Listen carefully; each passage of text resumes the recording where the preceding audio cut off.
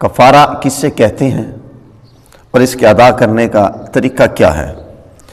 شریعت نے کفارے کو مکلف پر دنیا و آخرت میں گناہوں کو مٹانے کے لیے واجب کیا۔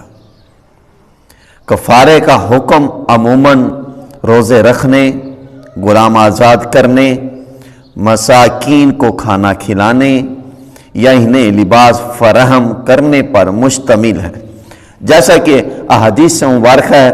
حضرت سیدنا ابو ہریرہ رضی اللہ تعالی عنہ سے مروی ہے، حضرت ابو ہریرہ رضی اللہ تعالی عنہ سے مروی ہے کہ حضور سید عالم صلی اللہ علیہ وسلم کے پاس ایک شخص آیا۔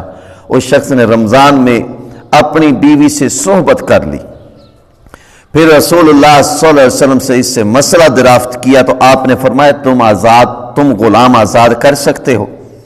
اس نے عرض کیا یا رسول اللہ صلی اللہ علیہ وسلم نہیں۔